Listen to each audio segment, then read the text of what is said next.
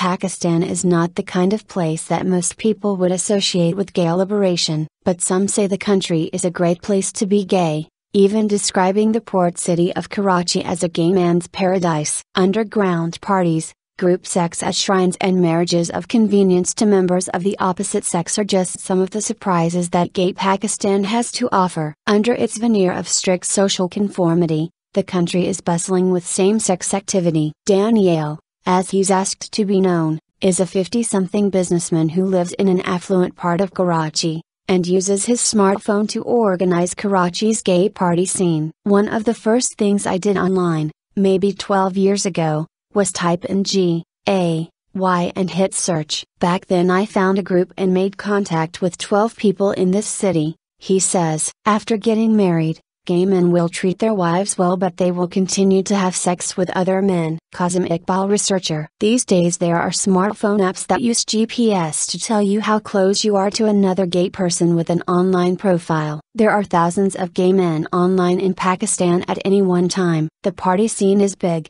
so big, he jokes, that he rarely gets time to himself. If you want sex too, it's a gay man's paradise. If you want a relationship, that may be more difficult. These invitation-only parties are a rare opportunity for gay men to be open about their sexuality. Pakistani is fiercely patriarchal. Pakistanis are expected to marry a member of the opposite sex, and the vast majority do. The result is a culture of dishonesty and double lives, says researcher Qasim Iqbal. Gay men will make every effort to stop any investment in a same-sex relationship because they know that one day they will have to get married to a woman. He says, after getting married they will treat their wives well, but they will continue to have sex with other men. Sex between men occurs in some very public places, including, surprisingly, Karachi's busiest shrine. Families go to the Abdullah Shah Ghazi shrine to honor the holy man buried there and to ask for God's blessings, but it is also Karachi's biggest cruising ground. Every Thursday evening, as the sun sets, men from across the city gather there. A tightly packed circle is formed and those in the center of the circle are groped by those on the periphery. Continue reading the main story. Start quote, "We get important people, police, army officers and ministers too." Ahmed Mansour. To outsiders it looks like a writhing mass of men huddling around one another. Some even describe it as a mysterious religious ceremony. For participants, it's anonymous group sex. This kind of behavior is, of course, not condoned by Pakistan's religious authorities. Most Pakistanis view homosexuality as sinful. The vast majority of clerics interpret the Quranic story of Lot as a clear indication that God condemns homosexual men.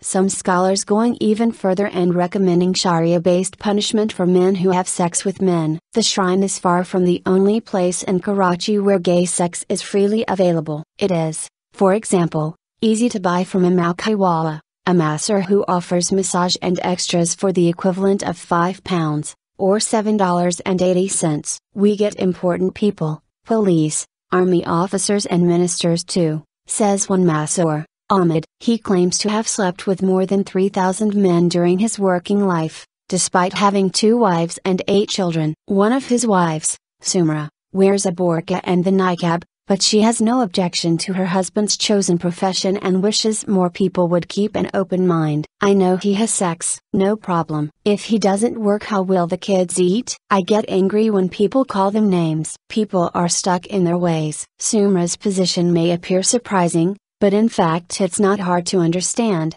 says Qasim Iqbal. In Pakistan men are discouraged from having girlfriends, and so often, their first sexual experiences will be with male friends or cousins. This is often seen as a part of growing up and it can be overlooked by families. It's the idea that boys will be boys, he says. Sex between men will be overlooked as long as no one feels that tradition or religion are being challenged. At the end of it all, everyone gets married to a member of the opposite sex and nothing is spoken about. At the end of the night, Ali's mother goes to her room and Ali and I will retire to our room. Akbar, Ali's partner. Technically, homosexual acts are illegal in Pakistan. The British introduced laws criminalizing what is described as sex against the order of nature in the colonial era. Sharia-based laws dating from the 1980s also lay down punishments for same-sex sexual activity. In practice, though, these laws are rarely enforced, and the issue tends to be dealt with inside the family. There was an instance where two boys were caught having sex in a field,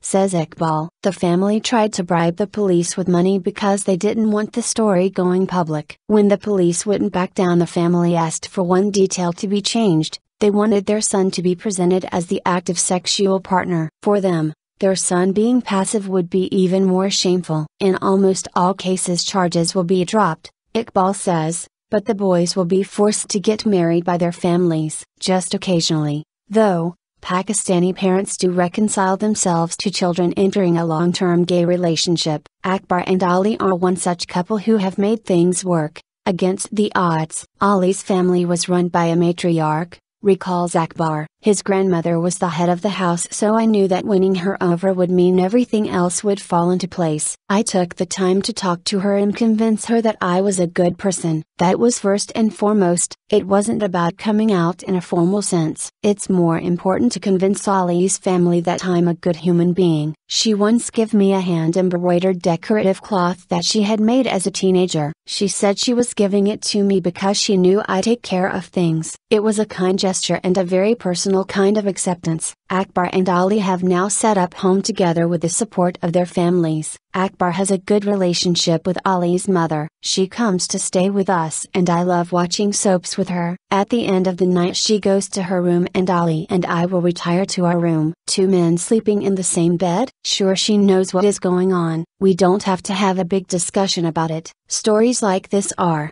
however, exceptionally rare. For many gay men in Pakistan, a heterosexual marriage and a life of anonymous groping is the long-term reality. It's selfish for me to come out and campaign for gay rights now. It's selfish to the women in my family who are fighting for education. Been in Lahore. But life can be even more difficult for gay women. Expressions of female sexuality are shunned in the public sphere, even among heterosexuals. So how do gay women make their lives work? In Lahore, 20-something lesbian couple Bina and Fatima have come up with an inventive way to stay together. Bina, although not publicly out, says she is optimistic about the future. I think we'll have a marriage of convenience. I know some gay guys and maybe we'll do a deal so we put in money together and they have one portion of the house and we'll have another portion. We may as well do that. Fatima, who contributes to an invitation-only online gay support group, believes it's only a matter of time before Pakistan begins to debate gay rights openly,